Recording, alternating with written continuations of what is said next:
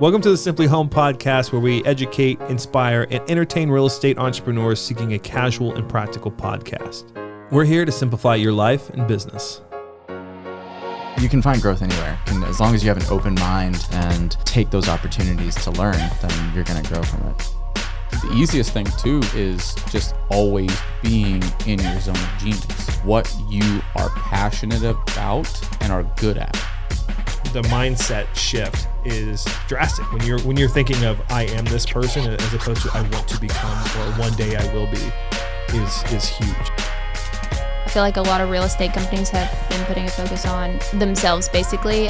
Recently we've been putting it on the agents, and that's when our socials have been doing the best. It's become really personal and we've gotten a lot more traction. What's up? Welcome back to the simpliHOM podcast. I'm hosting today. It's rare that I'm even here anymore, it seems, but I'm hosting. I got Grant over there on the ones and twos, my boy. He's my fish guy. He's my the guy that I go to anytime I need help with my aquarium coffee table that I have. Wow.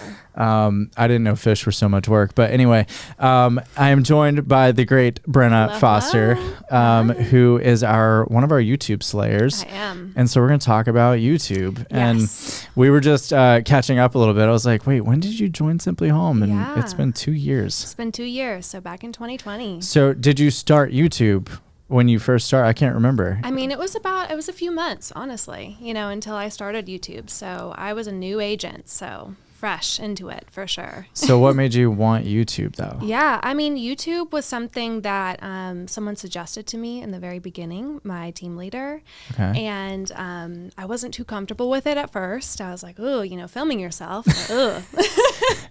That is. We literally like normally always wear headphones in here, and she was like, "Wait, I have to hear myself." No. It's my least favorite part of the process. My least favorite part. But no, you kind of just grow into it. It's something that you get used to more and more.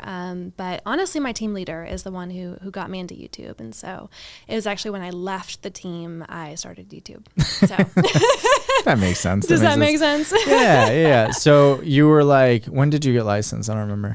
So I mean, it was 2020. It was like October of 2020. Okay, so you got licensed in 2020. Yes. You were on a team, and then you did your thing. April of 2021 is when I started my YouTube channel. Yeah. Okay. So we just hit our year mark. So 1 year, 2,300 subscribers. Mm-hmm. That is correct. Your biggest video is 51,000 views. Mm-hmm. What's your total view count? I think 151,000. That's crazy. Yeah, it's insane. Wow. It's a crazy moment of being like 151,000 people have watched my face and comprehended, something about me and has an opinion. You know what I mean? Like that's something that I think you just don't really understand until you meet the people, you know what I mean? Right. And they feel like they know you. And they feel like they know you. And you have no idea who they are. So Karen Carr is kind of the person who really has been influential. She has a whole entire YouTube for agents thing. Like, she's fantastic.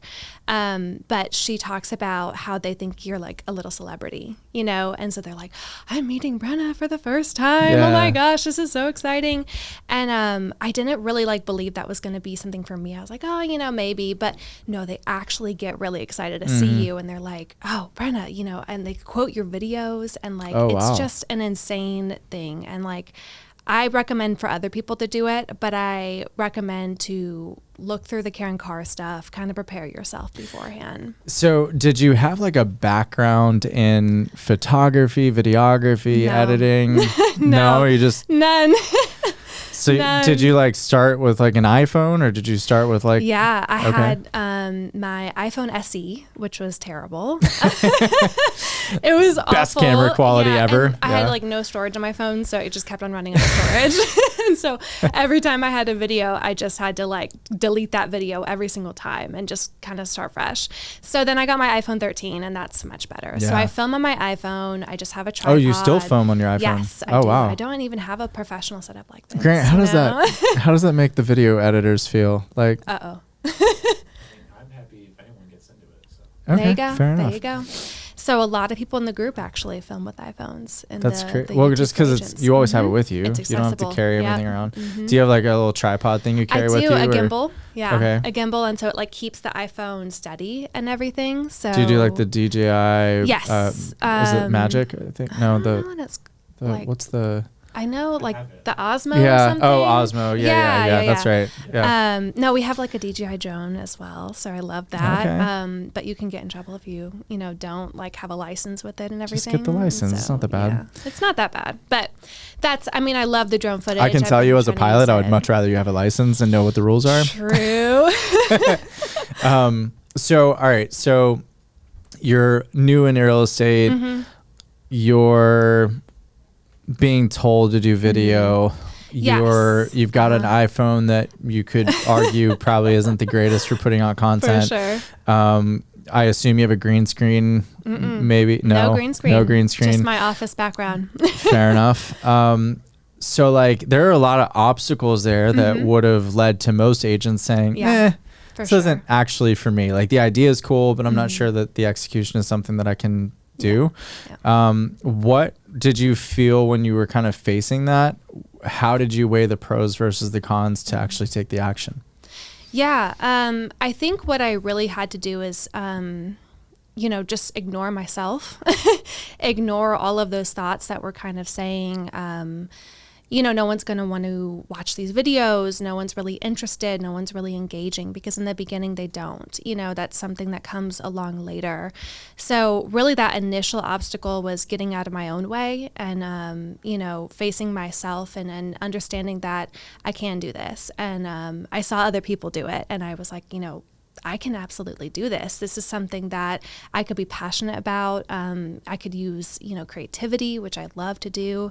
And so I just wrote down 100 ideas one day and just decided these are 100 video ideas that I'm never going to run out of. And so that's the great thing that I think I just had no short of ideas, and that's what really propelled me into it, because I was like, I had this vision for it. I need to see it. Like once you have a vision, like we talk about and everything, you want to see that come to life. And that's, I think, was the biggest thing, because there was all those little things, but it was just, if you're going to stand in your own way, that's the real issue. You know what I mean? Yeah. Where did the ideas come from? Like, were they just your ideas, or just get... Yeah. I honestly took inspiration from other videos, other areas, like Texas is a big one for that. There's tons of agents over there kind of doing that. And they kind of do a lot of like the pros and cons of living in, whatever area that you're in. And so that's kind of like your base video, and that's where you start. And then you kind of get into more details and more things that you kind of want to talk about. And that's kind of what interested me the most, is because I had all of these ideas of like, okay, I really want to spotlight my community. I really want to do local interviews and things like that. And so that made me, of course, nervous, but it was the good kind of nervous. You know what I mean? Right. Definitely a lot of growth with it, for sure. I remember when you started it. Yes. And then we talked, God, this was probably 4 months ago when you were here in this office. Yeah. And I had always heard, and I'm no YouTube expert. Okay. I don't even know that I have a video on YouTube. Well, other than these podcasts, which if you're listening, go watch it on YouTube. Absolutely. But other than that, I had always heard that it takes about 10 months to start getting traction. Is that something that you found true? Absolutely. My first lead was like November, I think, actually. So, I mean, it wasn't... So from April to November? Yeah, it wasn't that long, but yeah, that was my first lead, but I didn't close that one until this year, So 7 months of action. Yeah. And so for anyone listening, obviously people talk about likes and shares and views and stuff as like measurables in a way, but the real measurable that actually matters are the results, right? Absolutely. So that was your first lead that became a deal. Yes. And the price point of that was what? That was around $500,000. That's not a bad return, right? That's not a bad return. Not at all. Okay. And then, so are you still getting leads? Are you seeing them speed up or? Absolutely. I get about 5 or 6 leads a week now. That's crazy. And so they just call me, they'll email me, they'll book a call with me. So And then I try to meet them in person as much as I can, and just take them out for coffee and get to know them. And that's been the most rewarding part of this process, is really actually seeing my vision come to life. You know, that's really been an amazing thing for me. So I recommend it to a lot of people. I recommend you have to put in the time and work, you know, and you have to just believe in yourself that it's going to work out for you. Yeah. For sure. So let's tell everyone like a little of your background. Like how did you get into real estate, et cetera? Yeah. 2020 brought me into real estate for sure. Some things changed in my life. I was attending MTSU at that time, actually. I wanted to be a chiropractor, which that was a bad idea. All right. A little bit of a change. That was definitely a bad idea for me personally. I actually worked in an office, and that's how I got to be like, oh, maybe it's not the best thing for me. But yeah, 2020 brought around some change, and my fiance was actually working as a transaction coordinator, and he said, why don't you try out real estate? And I was like, oh, maybe, you know, that would be a cool thing, you know? So he actually was the one that inspired me to do it. And from then on, you know, I just kind of never really looked back, and I find creative ways of doing real estate all the time now. Yeah. All right. So editing is a big challenge, right? Like I've kind of dabbled in editing in the past because I had a drone for a while, and I was like, hey, like I'm going to go fly this drone. And then if I'm doing this, I'm going to like claim it's for real estate so I can write off the price of this drone. And then I'm going to figure out how to edit. And then you just get an absolute overwhelm because there's so many things that go into it. What editing software are you using for your stuff? Embarrassingly enough, it's iMovie. Okay, that's not embarrassing if it's getting results, right? Works. I mean, it works, you know. I've tried to do other ones, and I just don't really like them. Yeah. They're kind of complicated. Whereas iMovie is just cut and dry, you know. I'm able to just kind of do the things I want to do. I would like to hire an editor in this next year or so. But that part of it is fun, but sometimes it gets a little boring, like we were talking about earlier. And it's something that it's tough in the beginning, but then once you get into the routine, it's easy, you know, and you can just be creative with it. And Canva is huge for that as well. So Canva has a ton of B-roll and just, I have the premium membership, which it's amazing. It's worth it. What is it, like $20 a month or something? Maybe not even that, you know. 10? I think I paid like $100 for the year or something. Oh, yeah. Nice. So, okay. I didn't know they had B-roll. They have a ton of B-roll. Grant's like, all right, note to self. They have a ton of stock photos. Like all of my videos will have Canva B-roll in it. So interesting. Yeah. Okay. So, all right. So with the content itself, I've seen you do like market update type videos, like specific to a very, very niche location, right? Do you find in the metrics of the videos when you go super hyper local, like, you know, a neighborhood or Murfreesboro versus the greater Nashville area, what kind of difference in results do you see? Yeah. So, I mean, really what I have is all of Tennessee. So that's the umbrella, because my entire channel is moving to Tennessee. So that's the umbrella of all of it. Those create the most views when I do a video about Tennessee in general. And then from there, Nashville, you know, it gets probably the same amount of views that I would get for like a neighborhood tour, honestly. They're kind of on the same level. But the neighborhood tours, what's really great about them is people are learning about the areas more and more through my videos, and they get to actually see it. You know, I try to take them through the neighborhoods, and, you know, they get to see street signs and just all of the things in the homes around there. And that's your B-roll? That's my B-roll. Okay. Yeah, that's my B-roll. So I try to do that. And it's not the best quality yet, but, you know, I'm trying to but like up my game you're proving though that like it doesn't have to be perfect to get results. No. You just have to do it. That's absolutely what I stand by. Because my first videos, if you watch them, they are awful. I don't know if you've watched them. I don't know. I probably did when you first posted them, because I was like, oh, Brenna's doing it. Let me help her out with a like. And you're the only one that kind of sees that, because you're like, you're your own worst enemy. But you know, that's the thing, is like you just have to get through that muck of feeling terrible about what you're putting out, and you're like, that's what they say is like, I think you're supposed to do 100 bad videos. you know? So just get out there, post a bunch of, fail fast, fail forward, do 100 bad videos, and you'll figure it out along the way. So how many videos have you done now? I have done 100 actually. Oh, there it is. Okay. Some good ones in there. They're not all bad. Yeah. So what's your schedule? You're doing what, 2 a week?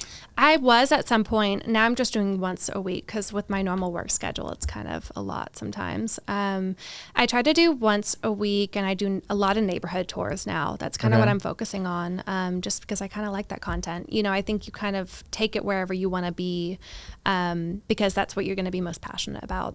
Yeah. Well, and it's helpful as an agent too, right? Yeah, to like go to these neighborhood tours. All of a sudden, you know things in places that nobody else knows, or yeah. Exactly. You had mentioned previously that you would consider doing like local interviews. Have you done many of those? I did in the beginning, honestly, but I haven't done many more. I would like to do it now that summertime is kind of in here, you know, like I just kind of want to spotlight some community events and just do some local interviews. So I'm going to work on that. For sure. And was it to like highlight local businesses or? Yes, to local businesses, food trucks, you know, things like that, boutiques, and just, you know, all of that. So Murfreesboro in particular, for sure. Got you. Yeah. Okay.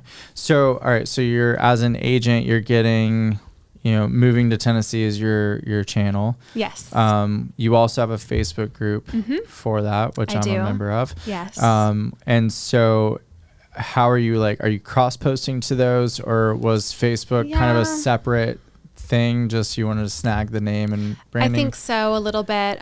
There's a ton of kind of like moving to Tennessee Facebook groups that you know, are out there for sure. I just started mine to kind of have that cohesive branding, and so I do post on there you know, quite a bit, and I try to post my videos and everything, but I kind of stopped posting on Facebook with my videos because the YouTube algorithm actually wants you to have organic growth within YouTube.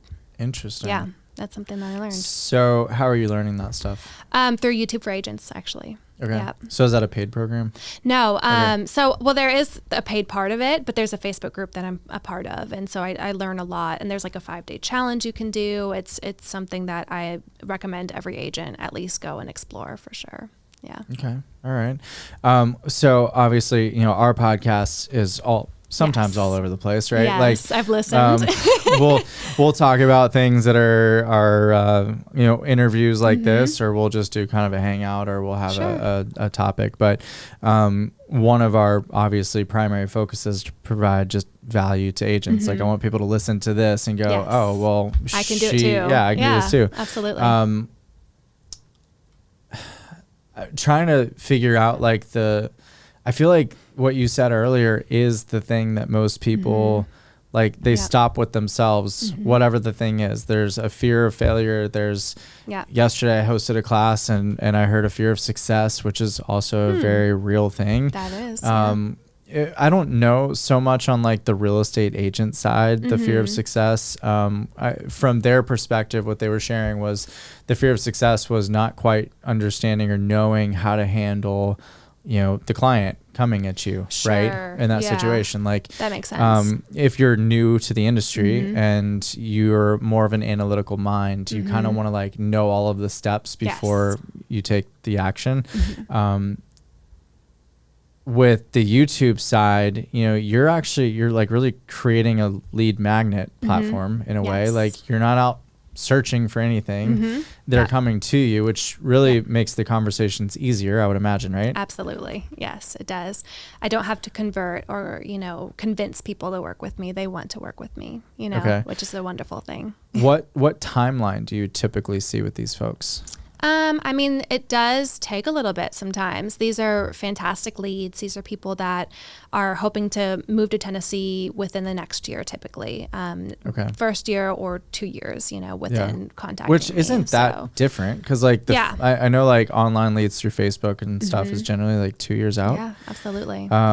So it's nice though that you're not having to like compete with other agents. I don't have to compete. They want to work with you because they get a read for your personality. Yeah. They understand who you are before they even meet you, which is a fantastic thing. I can't even imagine not having that now. You know, it's kind of a luxury. Yeah. What what challenge do you face with those people coming in though? So, I mean, that's the challenge of kind of knowing your pacing with them and everything. As a new agent, creating your systems around that is a very important thing. We talk about systems all the time within real estate. So I'm still, perfecting my system and I promise you'll be doing that for a very long time. Absolutely. We've rebuilt our onboarding process like 9 times now. Absolutely. So, just kind of staying in contact, being genuine with what I'm doing and, I think the people, they will come back to you. It's not something of, man, if I don't stay in contact, they're not going to, work with me. They come back to me, if we haven't talked in a month, sometimes if that's my fault, you know what I mean? If I'm not following up with them, they still call me and come back to me because they want to work with me and it's a genuine connection. So that's something that I'm still perfecting with my systems. But I think with time, you really learn how they want to be communicated with as well. Everyone's kind of different with that. Yeah. So month 1 through 7, you're out here, you're doing 2 videos a week. Yes. You're getting 4 views on a video. Yes. You're not getting any comments or maybe hateful comments. Oh, for sure. How did you stay focused on the long term to continue pushing through that pain? Yeah. So, I mean, it was kind of like the light at the end of the tunnel type thing where I was like, I'm in it, I kind of have to do this. I have to see the result. So it was kind of staying motivated through being creative and finding topics that I wanted to actually talk about.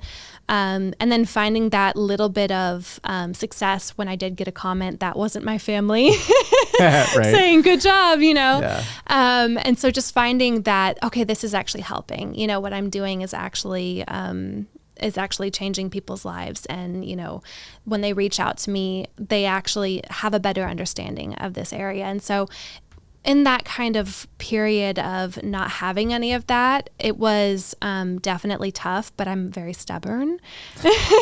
No. I'm very stubborn. And if I want to make something work, I will make it work, And so it's kind of like having that light at the end of the tunnel. But I was doing a lot of other things as well. So I was doing open houses and, networking groups and just doing all of that as well. So I wouldn't say just do YouTube, do a lot of different things for sure. Spokes on the wheel. Yeah, absolutely.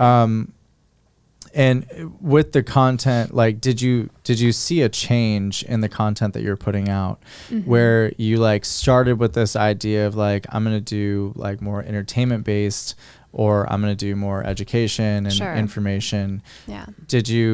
Have you been tried and true to what your vision was, or was there some flexibility in there? So delivery? Originally, I didn't have a clear vision of what I wanted my videos to look like. They kind of just fell into that, just same with my audience as well. I didn't know, of course, when you first kind of start, you're like first time home buyers. I want that to be my niche and everything. Yeah. Not in this market. It's tough, but my audience kind of found me, and you should absolutely think about your audience when you're making videos. But the more educational, the more, the more that I really started to do it and the more research, I actually started to enjoy that part of it.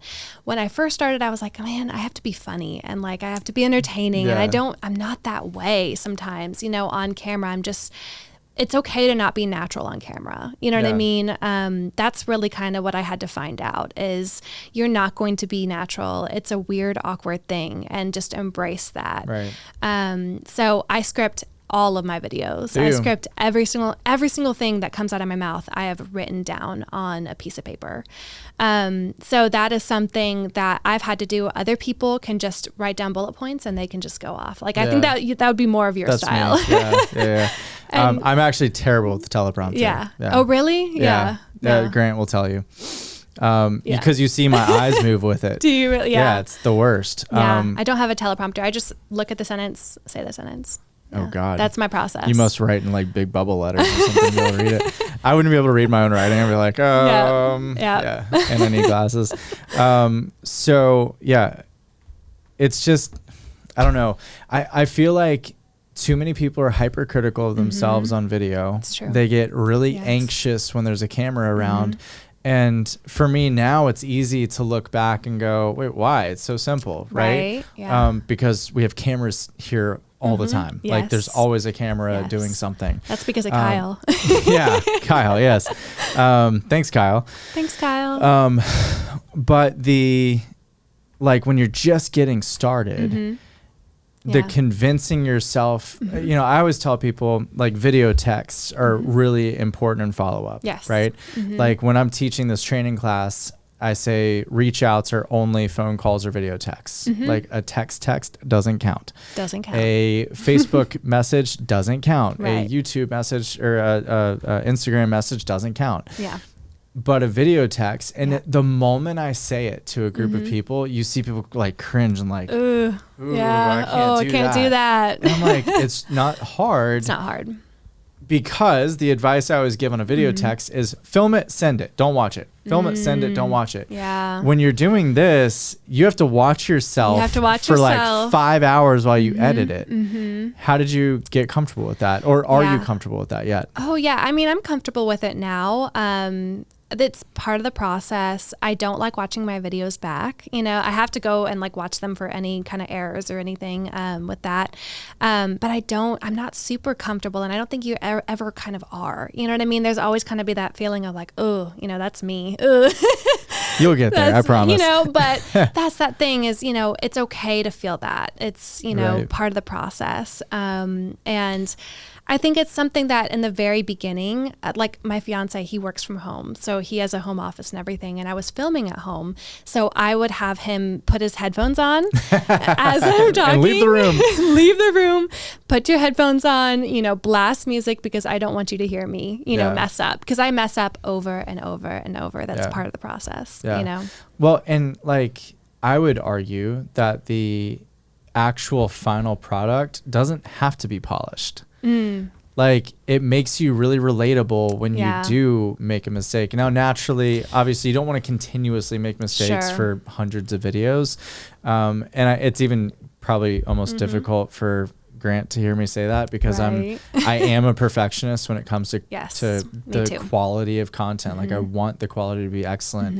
That's why we have the team that we have. That's why the production level and quality that we have is fantastic. Yes, it is. But at the same time, like when you're just getting started and you're filming it on your iPhone, Yes. it is perfectly okay and acceptable to make mistakes and be human. Yes. Because from a relatability standpoint, other people are sitting there going, they're not judging your production quality. Right. They're going to go, oh, good. Brenna is human. Brenna's human. Yes, absolutely. Bloopers are always fun, Yes. at the end Yeah. of a video and everything. I used to do that more, but now I kind of don't as much because, I mess up a lot less, That's well, a good and thing like about think it. of the CEO updates, right? Like Yeah. I've been doing CEO updates now for a year and a half, I guess. And in the beginning, it would take me, 30 minutes of filming before I could yeah. actually deliver it. Like I couldn't get there. Yeah. It's tough. And so then we had like constant blooper reels.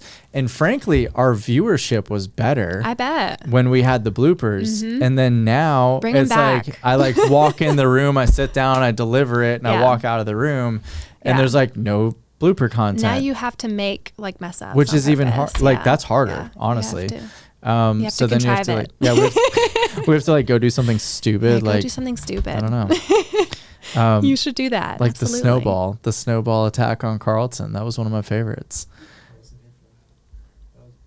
No, you were here. It was filmed by someone else on a phone that literally looked like a Motorola Razr Oh filmed my gosh. it. Like it was like That do you still remember exists.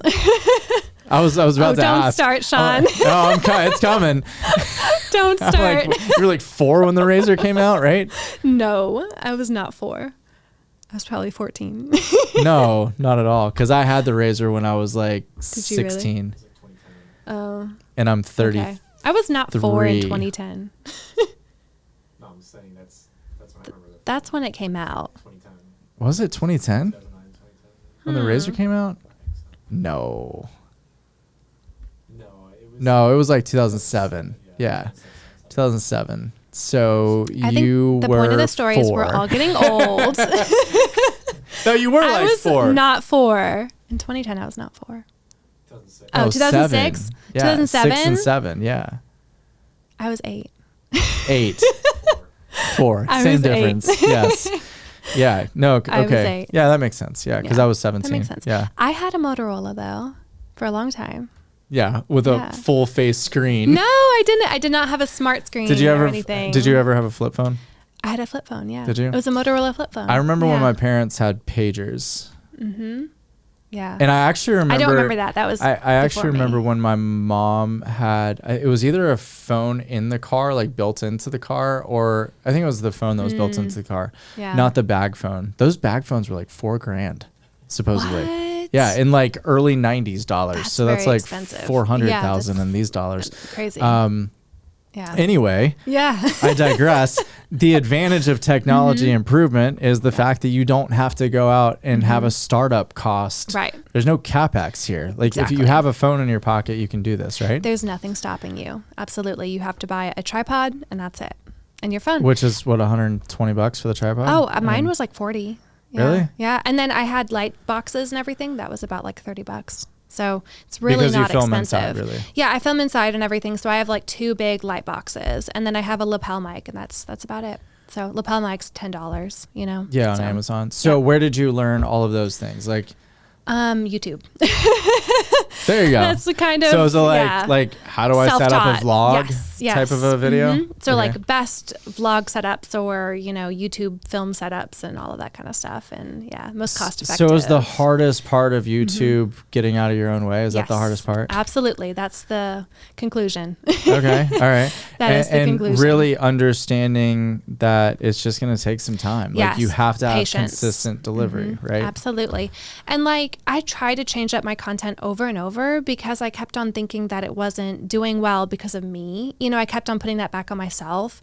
That's something I learned I had to stop doing because the more that you change it and kind of finagle with it, the more it kind of becomes like, oh, I'm not doing this right and you just become critical of it.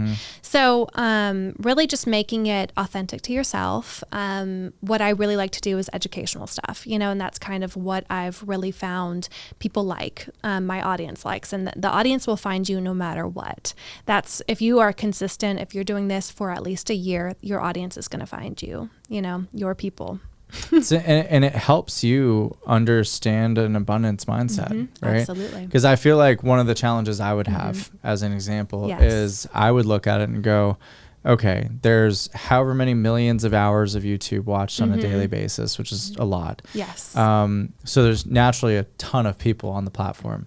However, there's Brenna here killing it in my market, and there's Derek over here doing his version in our market, Yes. and there's all these other people that I don't even know doing stuff in my market. So why would they want to watch Sean when Right. they can watch Brenna Right. and get the same information, right? Like I feel Right. like that's something I would struggle with. Yeah, and that's something that I kind of looked at. I looked at other people's content and I figured out kind of my own format within that. So I saw that a lot of people, they have videos where they kind of just talk and ramble and, all this. And that's a great format for some people, but some people just want the information. And so I was seeing in the Nashville market, who are the big YouTube competitors that I have. A lot of them are delivering short little bits of that information and then expanding on that for 2 or 3, 4 minutes. And so there's not a lot of just the short, here's what you need to know before moving to Tennessee. And so that's kind of where I found success within my content because people can watch that and get everything that they need to know. So Fair enough. that's how I try to see? stand out. Overthinking it. I'm overthinking it already. Because I've had, Kyle's been on me for 2 years. Bro, you got to start a YouTube channel. Not for my real estate side, but for whatever side that he sees. And I look at him like, For your pilot side, yeah, I wish. That'd be a lot Yeah. more fun. that would be fun. But Day in a life as a pilot CEO. yeah. You could just be a vlogger. A vlogger, yeah. Maybe. I don't know. I don't think I have a very fun personality on camera, You're though. fun. So I do feel like, Yeah, people have to get out of their own way. You have to get out of your own way and be patient. And it's not going to happen and overnight. just stop making excuses. Yeah, right. Just pick up the camera and go do it. Yeah, everyone. That's what like Karen Carr says something of like, you're the only person that thinks you're ugly or something like that. Like some people like look at themselves and as they're editing it, it's like I think a lot of people are. You're the only one, and it's like they don't care about your appearance. Like I see people that are like in their 60s doing this. You know what I mean? Like I see people doing this and killing it in their 60s. You know, it's really about showing your. Well, you're personality. never too late to start. Never too early to start. Obviously. Exactly. Stop. I'm 24, Sean. 24. I know. If I could be okay, if I could be 24 again with the knowledge that I have, I'm calling back a red pill, blue pill here. You remember that red pill, blue pill episode? I'm red pill all day. That was a good episode. I thought so. That was a good one. I still argue with Kyle about it sometimes. Do you really? Yeah. Why not? Yeah. Why not? I mean, in your spare time. In all my spare time. But if I could, if I were starting over as a realtor. Yeah. I would be all over YouTube. Absolutely. Because to me, like Facebook advertising, I'm not going to say it's dead, but it's highly restricted these days, right? Zillow sucks these Zillow days. does suck. Sorry, Zillow, if you're listening. Sorry. But I lost $90,000 on Zillow ads in 2020. Really? What? In 2020, yeah. We were spending money on Zillow leads to provide to the agents in the company. Sure. Agents weren't working the leads appropriately, naturally. Yeah. And Zillow oversells their zip codes by 200%. Okay. So there's 100% available. They sell you 300% opportunity. Yeah. So instead of getting 10 leads, you're getting 3 leads per zip code, right? And you're still paying like the same dollar. So those are expensive. And like you look in the general space, the advertising space as a realtor, and I feel like you're kind of starting to get squeezed into, you have video and you have in person. Yep. And of course you have cold calling as well, if you're brave enough, and I never was. Yes. I literally, like, my palms just started sweating when I said cold calling. Oh, really? I wouldn't think that. I hate it. Yeah. Yes, hate it. But if I were starting over as a realtor, I would absolutely be on YouTube. Sure. And I don't know if I would do the information style content. Everyone's going to be different, for sure. Like, I've always thought, like, it would be really cool to give people an idea of what it's like to live here with, like, you're doing the neighborhood tours, which get great results. They do. I always thought it would be fun to do like giveaways and stuff, like through local businesses, just to like drive people to those local businesses and educate them on what exists in the area. But there's, again, because of the creative aspects of it, there's no shortage of opportunity of delivery. You can put whatever on YouTube, you really can. And that's the fantastic part about it, is you can kind of change your content as you would like. And you can be a daily vlogger. You can be a day in a life. This is me as a realtor, kind of thing. And that, I bet, will get you tons of leads, even just doing that, showing your day to day. Yeah. Absolutely. Attraction-based marketing is, the future for sure. Yeah. So, you mentioned earlier you have a drone. Which drone did you have? Yeah. The DJI. I love DJI. The Mini 2. So. Oh yeah, that's like tiny, right? Tiny. It's so cool. Do you fly it outside? So honestly, calm days only? Yeah, I mean, my fiance is the one. It's kind of his drone. Oh, okay. All right. So he's the one who kind of does it, but I am able to fly it sometimes. But I'm trying to get those shots that are like those sweeping shots, and I'm not very good at it yet. So he's way better. It's you gotta like swing both sticks at the same time to get it. Yeah, absolutely. But it's a great drone. I mean, it's like a great beginner drone. You know. Yeah. I think Kyle wrecked my drone. Did he really? Kyle wreck my drone? It's easy too. Yeah. Yeah. Well, to be fair, I wrecked my first drone. I was at a friend's house for a 4th of July party, and they were like fireworks, and I'm just like descending through it, and the controller's like beeping at me like dead battery. It's like dee doo dee doo.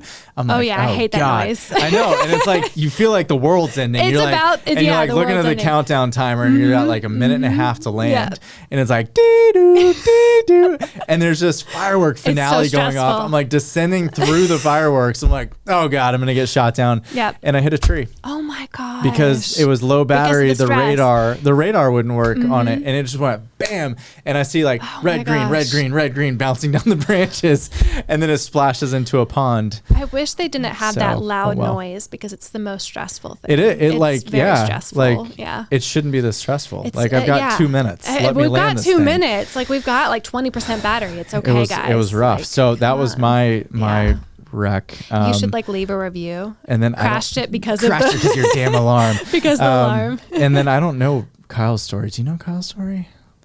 You probably do, and you're not going to tell me. Oof. An apartment shot when it was windy. Oh, that'll do it. Yep. It's like That'll mountain flying in airplanes. Yeah. You got to stay on the correct side of the mountain. Yeah. I wouldn't know a thing about that. So last time I flew the drone that I own was at the awards show. Oh, okay. A year ago. Are you allowed to fly up in Nashville? Like the drones and allowed everything? Are you allowed to? I don't think so. I've always wondered because I haven't flown up there. So I allegedly was flying it at that event from the roof. It was a good time. I actually got some great shots of downtown. I bet you did. It was a beautiful day too. It was. Yeah. It was gorgeous. You have to get the Part 107 license if you're going to do the drones for commercial use. Yes. And it's not hard. You can do the online class, and then you got to go take the actual written exam. That's what I need to do at an FAA facility. So if anybody's curious about drone licensing, that's kind of the process. So we're going to wrap it up here, but your advice to someone who's sitting on the sidelines thinking about it or never considered it, but now is enticed, the getting started advice is what?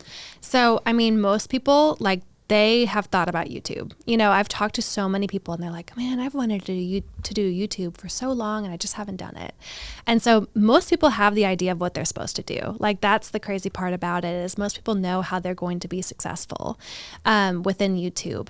They just don't have the courage to post it. They're like, oh man, it's not where I want it to be. And it's okay that it's not where you want it to be. When you post that first video, it's okay for it to be terrible and to have 4 views on it, but it will have views on it later. That's what I kind of tell people is my first video now probably still has 100 views on it because it's awful. But that's the thing is most people have that idea and it's just you standing in that way, you know, and it's just do it, post it. Your family's going to see it. It's okay. You know, they're going to support you and love it and all of the backlash. And nobody else will.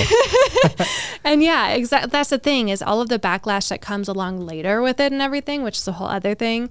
You know, that's something that it doesn't matter. What matters is, you know, just getting out of your own way and doing it, you know, and being authentic with it. So. And if you're someone who has started it, you've started the journey, you've gotten remarkably discouraged and you've stopped, what's your advice to them? I mean, find what you want to do within it. Like, don't do videos just because everyone else is doing them. You know, do the videos that you want to do, even if it's topics that you don't think will do well. Like some of my videos that I didn't think would do well actually do really, really well. So that's kind of the lesson within it is just do something that you want to do, pick up the camera and just film what you're doing, you know, on a daily basis, vlog. It's uncomfortable. You're going to be awkward. It's okay. Yeah.